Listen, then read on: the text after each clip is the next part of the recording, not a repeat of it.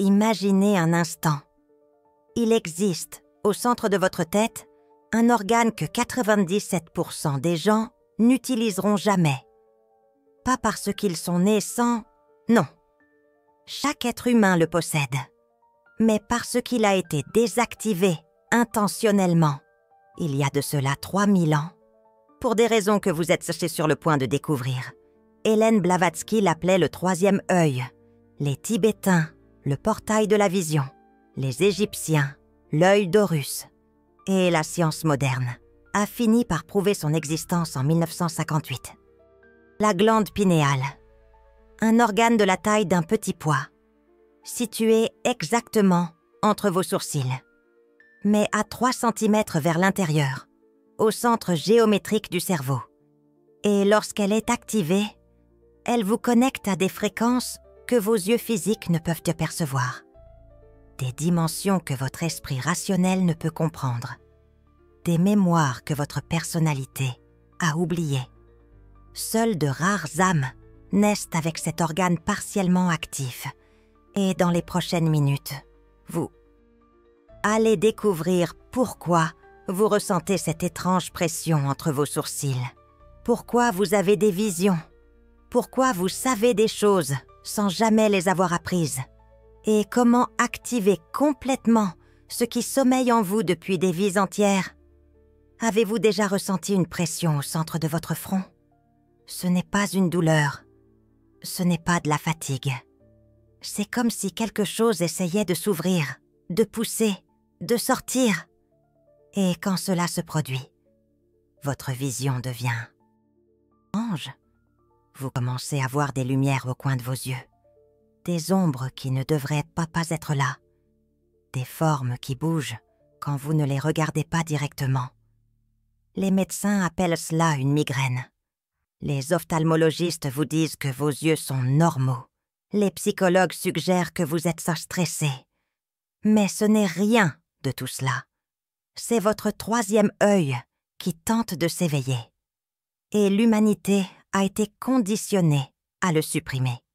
Avec l'alimentation, avec le divertissement, avec une éducation qui survalorise la logique et tue l'intuition. Parce qu'un humain avec un troisième œil actif est incontrôlable. Il voit au-delà des mensonges. Il ressent au-delà des manipulations. Il sait au-delà des doctrines. Et les systèmes de contrôle ne survivent pas quand les gens voient savoir la vérité. Blavatsky a découvert cela en 1878, au Tibet. Elle se trouvait dans un monastère à 4200 mètres d'altitude. Elle avait passé 7 mois à apprendre auprès de moines qui gardaient des secrets vieux de 3000 ans. Et une nuit, le maître Kuthumi l'emmena dans une chambre souterraine que peu d'Occidentaux avaient hachée vue. Sur les murs, des dessins anciens, des cartes du corps humain que la médecine moderne ignorait. Et au centre de tous les dessins, un symbole, un œil, pas au niveau des yeux physiques, mais au centre du front. Et le maître dit quelque chose qui changea tout ce que Hélène croyait savoir sur la perception humaine. Vous, occidentaux, vous croyez voir avec 2 yeux, mais vous naissez avec 3. Le 3e a été fermé quand l'humanité a chuté. Et seules de rares âmes maintiennent l'étincelle de cet œil allumé, attendant de se réveiller. Hélène passa 3 jours à étudier ses manuscrits. Et elle découvrit quelque chose d'effrayant. La chute de l'humanité n'était pas une métaphore religieuse. C'était un événement biologique. Il y a environ 3000 ans, quelque chose s'est produit qui a désactivé le 3e œil de 97% de la population. Les manuscrits tibétains ne disent pas ce que c'était, mais ils en indiquent les conséquences. L'humanité a perdu sa capacité à voir au-delà du physique. Elle a perdu sa connexion avec les plans supérieurs. Elle a perdu la mémoire de ses vies passées. Et elle est restée prisonnière d'une perception limitée qui confond le corps avec l'identité, la mort avec la fin, la matière avec la seule réalité possible. Mais 3% ont conservé l'organe partiellement actifs. Ce sont ceux qui naissent en voyant des choses, en sentant des présences, en ayant des visions, en se réveillant avec des connaissances qu'ils n'ont pas étudiées. Ce sont ces âmes rares, et leur troisième œil essaie de s'éveiller complètement depuis des vies entières. Mais il y a un problème. La société moderne fait tout pour maintenir cet organe endormi. Et il n'est même pas nécessaire qu'il y ait une conspiration délibérée. Le style de vie s'en charge automatiquement. L'alimentation avec du fluor, on en trouve dans le dentifrice, dans l'eau traitée, dans le sel raffiné. Et le fluor calcifie la glande pinéale. Il recouvre l'organe d'une couche de cristaux de calcium, comme si l'on posait une pierre sur une antenne. La lumière artificielle constante. La glande pinéale est activée par l'obscurité. Elle produit de la mélatonine. Mais elle produit aussi de la DMT, diméthyltryptamine, une substance qui ouvre la perception à d'autres dimensions. Et la lumière artificielle constante bloque cette production. Le divertissement passif, la télévision, les réseaux sociaux, le contenu qui maintient l'esprit occupé sans stimuler la perception profonde, cela atrophie le troisième œil par manque d'usage, comme un muscle que l'on n'entraîne pas. Hélène revint de ce monastère déterminée à réactiver son propre troisième œil. Les moines lui avaient enseigné un protocole, simple, mais exigeant. Il lui fallut 11 mois avant de ressentir la première activation. Et quand cela se produisit, elle le décrivit ainsi. Dans une lettre à un ami, c'est comme si une porte s'était ouverte à l'intérieur de ma tête. Et de l'autre côté, un univers entier qui a toujours été là, mais que je n'avais jamais vu. Ce n'est pas une vision physique. Je n'utilise pas mes yeux. C'est un savoir, direct, comme si l'information entrait sans passer par les sens. J'ai vu ma vie passer, complète, comme si j'assistais à un film. J'ai vu l'Atlantide, non pas comme un mythe, mais comme un souvenir réel. J'ai vu des êtres qui n'ont pas de corps physique, mais qui sont aussi réels que vous et moi. Et j'ai compris. Nous vivons dans une dimension limitée. Mais il en existe d'autres, superposées. Et le troisième œil est le portail entre elles. Ce n'est pas une fantaisie ésotérique. En 1958, un scientifique du nom de Aaron Lerner a isolé la mélatonine de la glande pinéale. Il a prouvé qu'elle existait. En 1990, un autre scientifique, Rick Strassman, a découvert que la glande pinéale produisait naturellement de la DMT, une substance qui altère la perception de manière profonde. En 2002, des chercheurs ont découvert que la glande pinéale possédait des cellules photoréceptrices, comme des yeux, mais tournées vers l'intérieur. En 2013, une étude a montré que la glande pinéale réagissait aux champs magnétiques, comme une boussole biologique. La science prouve lentement ce que les Tibétains savent depuis 3000 ans. Cet organe n'est pas vestigial. C'est un portail de perception qui a été désactivé. Et voici le point. Crucial! Le troisième œil ne s'active pas de la même manière pour tout le monde. Il existe 7 signes indiquant que le vôtre essaie de s'éveiller. Et si vous ressentez 3 de ces signes ou plus, vous êtes une âme rare. Et votre organe invisible réclame votre attention. Premier signe, une pression au centre du front, surtout pendant la méditation, ou les moments de silence, ou quand vous êtes sur le point d'avoir une intuition. C'est comme si quelque chose poussait de l'intérieur vers l'extérieur. Deuxième signe, des images hypnagogiques. Vous fermez les yeux pour dormir et vous voyez des lumières, des formes géométriques, des visages que vous ne connaissez pas, des endroits que vous n'avez jamais visités. Ce n'est pas un rêve. Cela se produit quand vous êtes encore éveillé. Troisième signe, une intuition précise. Vous savez qui vous appelle avant de regarder votre téléphone. Vous sentez quand quelque chose de mauvais va se produire. vous percevez les mensonges. Instantanément, ce n'est pas une déduction logique, c'est un savoir direct. 4e signe, des maux de tête inexpliqués, des examens normaux. Les médecins ne trouvent rien. Mais vous ressentez une pression constante, comme si votre cerveau était en expansion. C'est littéralement cela. Le 3e œil repousse les blocages énergétiques. 5e signe, une sensibilité extrême à la lumière. Vous ne supportez pas les lumières vives. Vous préférez la pénombre. Vous vous sentez mieux dans les environnements sombres, parce que votre 3e œil tente de produire de la DMT. Et la lumière le bloque. 6e signe, des rêves lucides, fréquents. Vous savez que vous rêvez pendant que vous rêvez. Vous contrôlez vos rêves. Vous visitez des lieux réels sur le plan astral. Vous vous réveillez épuisé parce que vous ne faisiez pas que dormir. Vous voyagiez. 7e signe, des visions pendant la veille. Vous voyez des choses que les autres ne voient pas. Des auras, des entités, de l'énergie. Pas tout le temps, mais à des moments spécifiques. Et vous avez appris à n'en parler à personne parce qu'ils pensent que vous êtes fou. Si vous reconnaissez 3 signes ou plus, votre 3e œil se bat pour s'éveiller. Et vous avez 2 choix. Continuez à le supprimer. Vivre dans une perception limitée, ou l'activer complètement, et accepter que la vie ne sera plus jamais simple, parce que voir au-delà du voile a un prix. Vous ne pouvez plus faire semblant de ne pas voir. Vous ne pouvez plus accepter les mensonges. Vous ne pouvez plus vivre en pilote automatique. Les âmes rares qui activent complètement leur 3e œil deviennent inadaptées à la société normale. Mais elles deviennent complètes en elles-mêmes. Hélène a fait ce choix.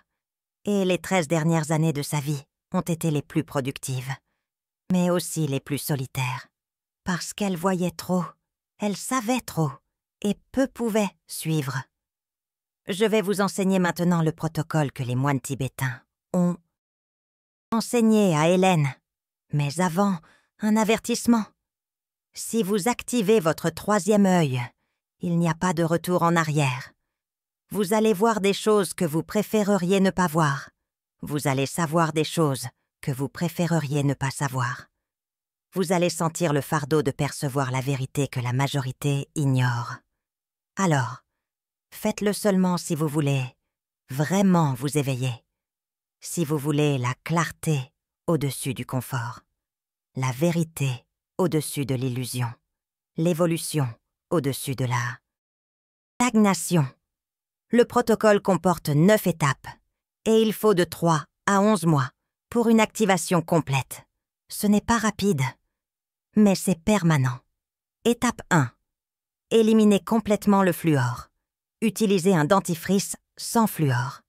Buvez de l'eau filtrée ou minérale. Évitez le sel raffiné. Utilisez du sel marin ou de l'Himalaya. Cela élimine la calcification progressivement. Étape 2. Pratiquez le jeûne de lumière. Une fois par semaine, passez 24 heures avec une lumière minimale. Rideau fermé. Sans écran. Sans lumière artificielle. Juste l'obscurité. Cela stimule la production de mélatonine et de DMT. Étape 3. Concentrez votre attention sur le point entre vos sourcils pendant la méditation, pendant la marche, pendant les tâches simples. Dirigez votre conscience vers ce point, comme si vous regardiez à l'intérieur. Cela dynamise l'organe. Étape 4. Utilisez un son spécifique, le mantra OM. Prononcé correctement, il crée une vibration qui résonne avec la glande pinéale. 108 répétitions par jour. À voix audible mais basse. Étape 5. Exposez-vous au soleil levant. Les 20 premières minutes après le lever du soleil, regardez brièvement le soleil. 10 secondes. Clignez des yeux. Répétez 3 fois. La lumière solaire spécifique de cette heure stimule la glande pinéale sans endommager les yeux. Étape 6. Pratiquez le pranayama. La respiration alternée. Fermez la narine gauche. Inspirez par la droite. Fermez la droite. Expirez par la gauche. Fermez la gauche. Inspirez par la droite. Répétez. 27 fois. Cela équilibre les hémisphères cérébraux et active la glande pinéale. Étape 7. Jeûnez. Une fois par mois, restez 36 heures sans nourriture. Juste de l'eau. Le jeûne active l'autophagie. Les cellules mangent les toxines, y compris les cristaux de calcium dans la glande pinéale. Étape 8. Dormez dans l'obscurité totale, sans la lumière rouge des appareils, sans la lumière de la rue. L'obscurité absolue. Cela maximise la production de DMT pendant le sommeil. Étape 9. Méditez. Quotidiennement, pendant au moins 20 minutes. En silence, sans musique, sans guide. Juste vous et le vide. En vous concentrant sur le point entre vos sourcils. Hélène a fait cela religieusement pendant 11 mois. Et elle a décrit 5 étapes d'activation que vous allez expérimenter si vous suivez le protocole. Étape 1. Les 6 premières semaines. Vous allez ressentir plus de pression sur le front, plus de maux de tête, plus de fatigue. Le corps est en train de se nettoyer. La glande est en train de se décalcifier. Tenez bon. Étape 2. Semaine 7 à 14, la pression diminue. Mais vous commencez à voir des lumières quand vous fermez les yeux. Des flashs, des couleurs, des formes. N'essayez pas de comprendre. Observez simplement. Étape 3. Semaine 15 à 22. L'intuition devient absurdement précise. Vous savez des choses avant qu'elles ne se produisent. Vous sentez l'énergie des gens avant de les voir. Vous rêvez du futur, et cela se réalise. C'est le 3e œil qui commence à fonctionner. Étape 4. Semaine 23 à 35. Vous commencez à voir au-delà du physique. Des auras, des entités, des dimensions superposées. Pas tout le temps, mais par moments, comme si un voile s'ouvrait et se fermait. Cela va vous effrayer. C'est normal. Étape 5. Semaine 36 et suivante. Activation complète. Vous vivez avec une perception expansée permanente. Vous voyez plusieurs dimensions simultanément. Vous accédez aux mémoires de vie passées. Vous communiquez avec des êtres non physiques. Vous connaissez la vérité sur la réalité. Et vous ne serez plus jamais celui que vous étiez avant. Hélène a atteint l'étape 5 après 11 mois. Et elle a écrit « Je ne peux plus vivre comme un humain normal. Je vois trop. Je sais trop. Et la solitude est le prix que je paie pour la clarté. Mais voici ce que peu de gens savent. Le 3e œil a des ennemis. Des forces qui travaillent activement pour le maintenir fermé. Hélène a documenté 3 blocages principaux. Premièrement, la peur. Quand le 3e œil commence à s'ouvrir, vous voyez des choses effrayantes, des entités négatives, des plans inférieurs, des mémoires traumatiques de vie passée. Et la peur vous fait fermer la perception automatiquement, la solution. Acceptez que la peur est une réaction de la personnalité. Ce n'est pas réel. Continuez à observer. 2e blocage. L'ego. Quand vous commencez à voir au-delà du physique, l'ego tente de se l'approprier. Il vous fait croire que vous êtes spécial, supérieur, élu, et cela gonfle l'ego. De manière dangereuse, la solution. Rappelez-vous que chaque être humain a un 3e œil. Vous avez juste activé le vôtre. Ce n'est pas un mérite, c'est un choix. 3e blocage, l'attachement aux expériences. Vous avez une vision incroyable et vous voulez la répéter. Vous êtes à la recherche d'expériences extraordinaires et cela crée une obsession. La solution. Utilisez votre 3e œil comme un outil, pas comme un divertissement. Voyez quand c'est nécessaire. Déconnectez quand ça ne l'est pas. Gardez le contrôle. Il a fallu 3 ans à Hélène pour maîtriser ses blocages. Et elle a enseigné que l'activation du 3e œil n'est que le début. Le VRE travail est d'apprendre à l'utiliser sans être consumé. Laissez-moi vous parler de 3 personnes qui ont activé leur 3e œil avec le protocole d'Hélène. Cas numéro 1. Victor Dubois, Paris, 1889, 27 ans, employé de bureau, sceptique, a assisté à une conférence d'Hélène sur le 3e œil. A trouvé cela ridicule, mais a décidé de tester le protocole pour prouver que cela ne fonctionne pas. A suivi les 9 étapes, exactement. Au 8e mois, s'est réveillé au milieu de la nuit, avec une pression insupportable sur le front, comme si son crâne était percé de l'intérieur vers l'extérieur. A crié de douleur. Et quand la douleur est passée, il a vu. La pièce était remplie d'êtres lumineux. Ils n'avaient pas de forme physique, mais ils étaient aussi réels que n'importe quel humain. Et l'un d'eux a parlé, pas avec une voix, avec une pensée directe.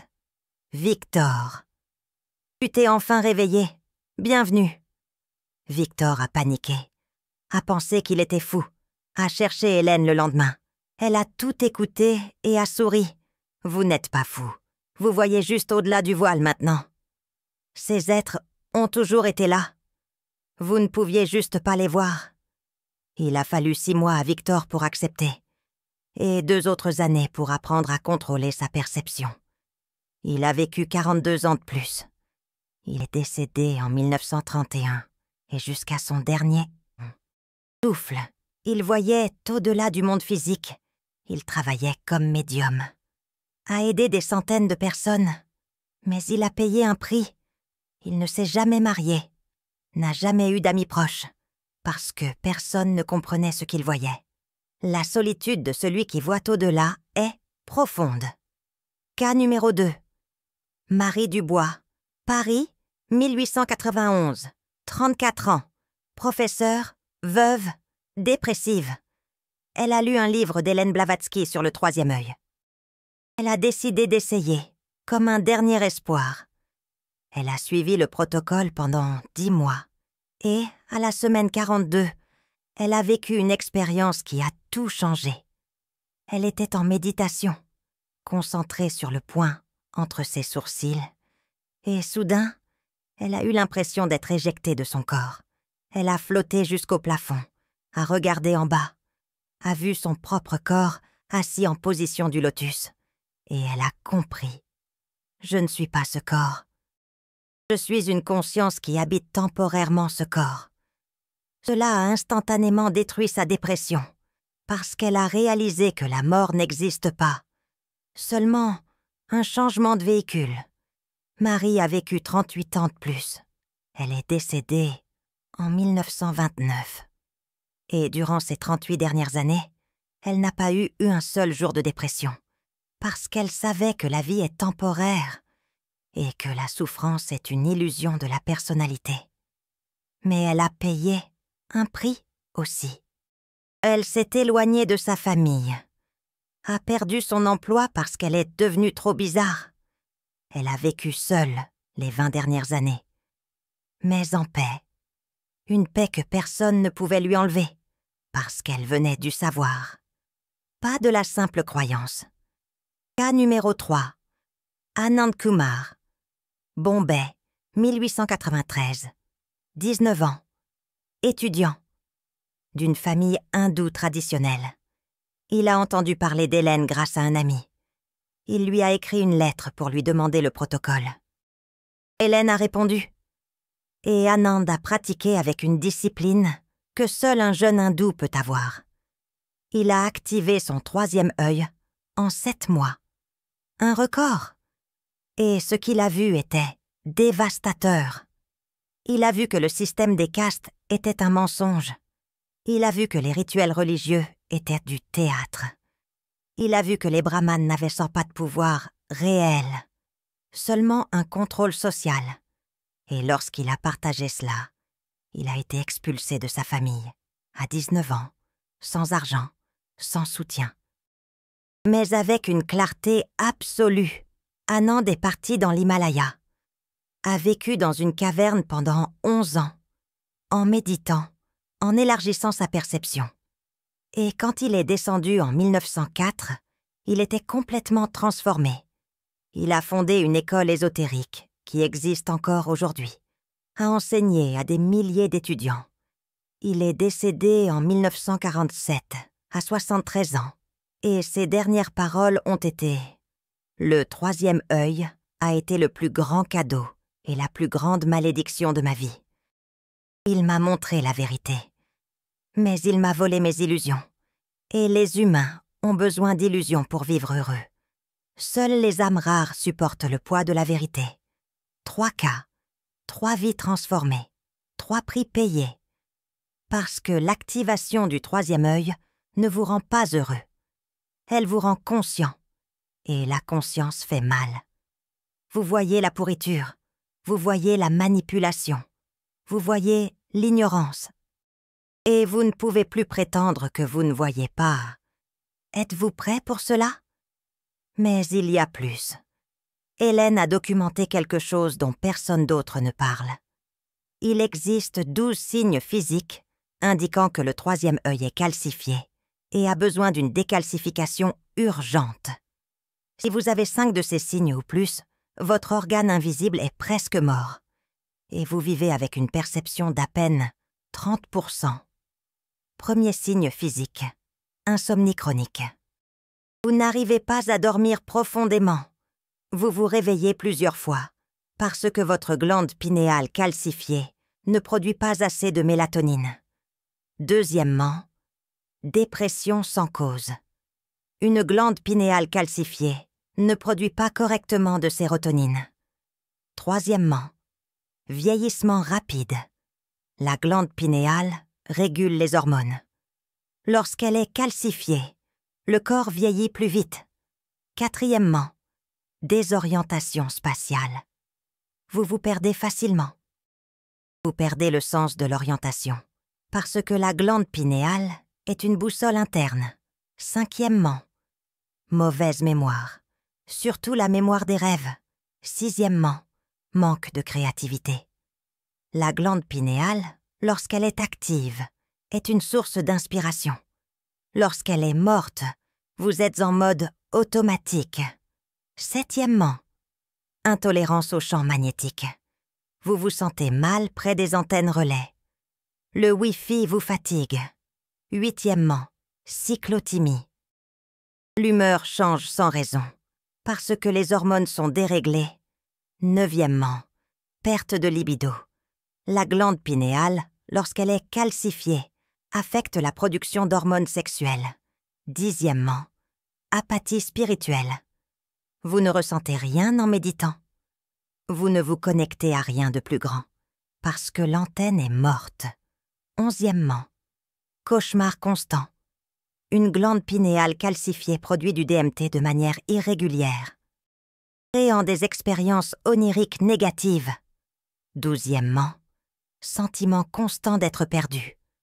Comme si vous ne saviez pas pourquoi vous êtes en vie.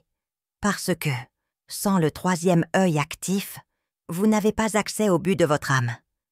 Si vous vous reconnaissez dans 5 signes ou plus, la décalcification est urgente et cela prendra au moins 6 mois de protocole rigoureux. Hélène a mis 11 mois parce que sa calcification était sévère. Mais elle a documenté que plus vous commencez jeune, plus la décalcification est rapide. Si vous avez moins de 30 ans, cela peut prendre 4 mois. Si vous avez plus de 50 ans, cela peut prendre 18 mois. L'âge n'est pas aussi important que la discipline. Hélène a rencontré un moine tibétain de 73 ans qui a décalcifié sa glande pinéale en 9 mois grâce au jeûne et à une méditation intense. Et elle a rencontré un jeune homme de 22 ans qui a abandonné au 3e mois parce qu'il ne supportait pas les symptômes de nettoyage. Et à propos des symptômes de nettoyage, je dois vous prévenir. Lorsque vous commencez le protocole, le corps réagit parce qu'il expulse les toxines qu'il a accumulées pendant des années, des décennies peut-être. Hélène a documenté 8 symptômes de décalcification que vous allez expérimenter. Et si vous ne savez pas qu'ils sont normaux, vous penserez que vous empirez et vous abandonnerez. Symptôme numéro 1. Maux de tête intenses. Surtout pendant les 4 premières semaines. Comme si votre crâne était écrasé. C'est la calcification qui est brisée. Buvez beaucoup d'eau. Tenez bon. Ça passe. Symptôme numéro 2. Vertige et étourdissement. Parce que la glande pinéale régule l'équilibre. Lorsqu'elle est à nettoyer, l'équilibre devient temporairement instable. Évitez de conduire. Évitez les hauteurs. Attendez que ça se stabilise. Symptôme numéro 3. Nausées. Le corps se détoxifie. Le foie travaille double. Mangez léger. Évitez les matières grasses. Symptôme numéro 4. Irritabilité extrême. Les hormones se rééquilibrent. Vous deviendrez sensible, émotif, en colère sans raison. Prévenez vos proches. Isolez-vous si nécessaire. Ça passe en 6 semaines. Symptôme numéro 5. Vision effrayante. Lorsque la glande commence à se nettoyer, le DMT est libéré de manière irrégulière. Vous pouvez avoir des visions négatives, des entités sombres, des souvenirs de vie passée traumatisantes. Ce n'est pas de la folie, c'est le nettoyage. N'interagissez pas, observez simplement. Symptôme numéro 6. Insomnie pire avant de s'améliorer. Les 3 premières semaines, le sommeil empire. Parce que le corps ajuste la production de mélatonine, puis il s'améliore drastiquement. Symptôme numéro 7. Sensibilité émotionnelle absurde. Vous allez pleurer sans raison, ressentir les émotions des autres comme si elles étaient là les vôtres. Parce que la perception s'étend avant que vous n'appreniez à la contrôler. Utilisez ce temps pour traiter les émotions bloquées. Symptôme numéro 8. Changement d'appétit. Vous pouvez perdre complètement l'appétit ou ressentir une faim constante. Le corps recalibre le métabolisme. Mangez quand vous avez réellement faim. Pas par habitude. Hélène a traversé tous ces symptômes et elle a tout noté dans son journal. Elle a écrit « Si je n'avais pas su que c'était le nettoyage, j'aurais pensé que j'étais en train de mourir. Mais les maîtres tibétains m'avaient prévenu et cela m'a donné la force de continuer. Maintenant, je vous préviens. Alors quand les symptômes viendront, vous vous souviendrez. Et cela va continuer. » Il y a un autre secret qu'Hélène a découvert. Le 3e œil ne s'active pas seul. Il a besoin de combustible énergétique. Et ce combustible vient de pratiques spécifiques qui nettoient les canaux énergétiques. Hélène a appris cela auprès de yogis indiens. Ce sont 3 canaux principaux qui alimentent la glande pinéale. Ida, Pingala, Sushumna. Des canaux invisibles qui parcourent la colonne vertébrale. Lorsqu'ils sont bloqués, la glande pinéale ne reçoit pas suffisamment d'énergie. Même décalcifiée, elle reste inactive. Hélène a pratiqué 5 techniques pour désobstruer ces canaux pendant 2 ans. Première technique, la respiration. Nadi Shodhana, la respiration alternée que j'ai déjà mentionnée. Mais Hélène pratiquait une version avancée, 108 répétitions, 2 fois par jour, au lever et au coucher du soleil. Cela a pris 6 mois avant qu'elle ne sente l'énergie remonter le long de sa colonne vertébrale. Deuxième technique, les bandhas. Des contractions musculaires internes. Mula Bandha contracte le périnée. Uddiyana Bandha contracte l'abdomen. Jalandhara Bandha incline le menton. Les 3 ensemble créent une pression qui force l'énergie à monter le long de la colonne jusqu'à la glande pinéale. Hélène faisait cela 27 fois par jour. Troisième technique, les Kundalini Kriyas, des mouvements spécifiques qui réveillent l'énergie adormie à la base de la colonne vertébrale. Dangereux si fait incorrectement. Hélène était supervisée par un maître indien. Il a fallu 8 mois avant que la Kundalini ne se réveille. Quand cela s'est produit, elle a décrit cela comme un feu qui montait dans sa colonne. Quatrième technique, Trataka. le regard fixe sur la flamme d'une bougie, sans cligner des yeux. Pendant 3 minutes, cela entraîne la concentration. Et la concentration est nécessaire pour diriger l'énergie vers la glande pinéale. 5e technique, Shambhavi Mudra. Regardez vers le haut, comme si vous regardiez à travers votre front. Maintenir pendant 1 minute, se reposer, répéter 11 fois. Cela stimule directement la glande pinéale à travers la pression mécanique des yeux. Hélène a fait ces 5 techniques religieusement. Et quand elle les a combinées avec la décalcification, le résultat a été explosif. Au 10e mois, son 3e œil s'est activé complètement. Et elle n'a plus jamais été la même.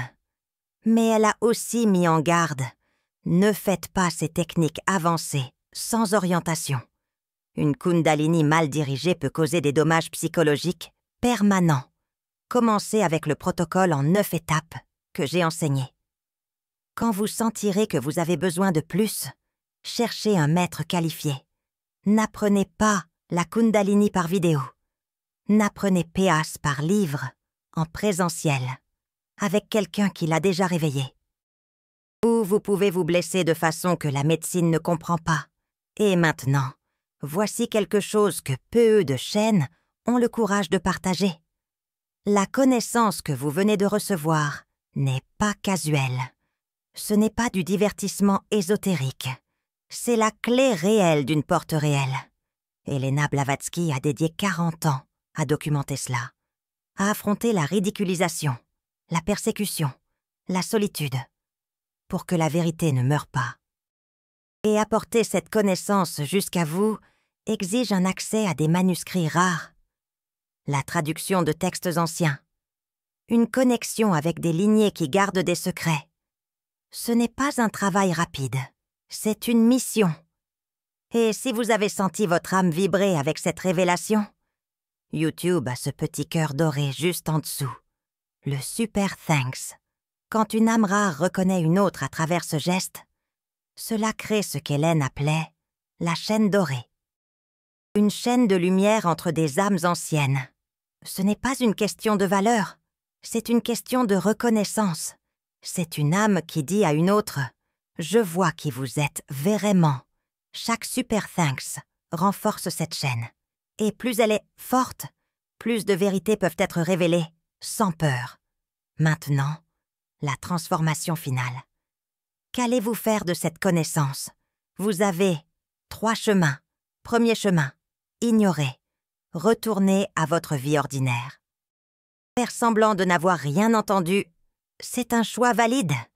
Mais vous vous souviendrez toujours. Et vous vous demanderez « Et si j'avais essayé ?»